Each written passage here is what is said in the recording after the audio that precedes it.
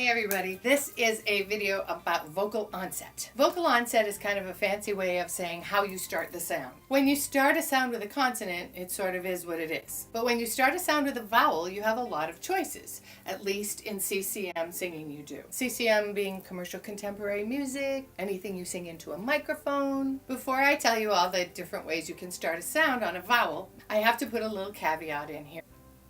Any one of these ways of starting a vowel, if used in excess, can get you results you may not want. You may find that you can't start a vowel any other way than what you've been doing. You may get vocal fatigue. You may even invite vocal damage. I want to be really clear that excessive use of any one of these is probably not the best thing, with the exception of with a coordinated attack, but then you'd sound weird. If you're making sound in a really healthy way, and that healthy way is your default, you can get away with a lot.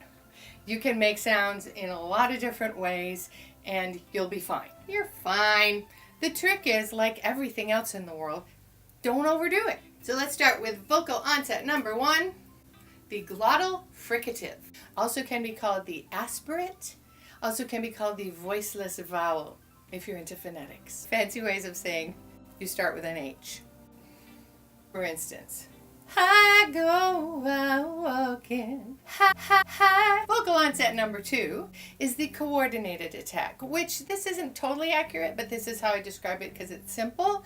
It's like the glottal fricative, but one where you can't hear the H. It is coordinated. I go out walking, I. The vocal folds come together nice and smooth.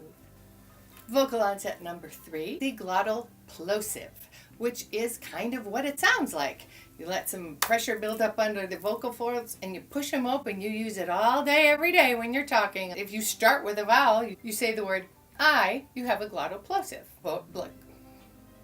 So, in my song that I've just made up for this video, I go out walking, right? So you hear that a lot. I wonder if I'm thinking about Patsy Cline or something. Vocal onset number 4, the glottal scrape, otherwise known as the vocal fry or the pulse register or the creaky voice. It probably has more names than that. I personally really like the vocal fry because it sounds a little bit tortured, but you're not stressing your vocal folds at all. Microphones love this sound, so it's this. You're hurting. Do it with the face. Vocal onset number 5, which I have to admit is my least favorite one, and I really feel like it should be done in moderation, like really only when you feel like you need it, and you have to make sure you've really supported. And that is the growl. And there are 2 versions of it. The 2 versions are, one is the gospel version, which shows up in R&B and blues as well, and that's the ha, that thing, ha go, that growl, and it's a little bit of a gargly thing. And it takes a lot of support. And the other growl I cannot do, but it is the heavy metal growl, and it's an O sound. So you make an O sound, you pull your tongue way far back, oh, that thing.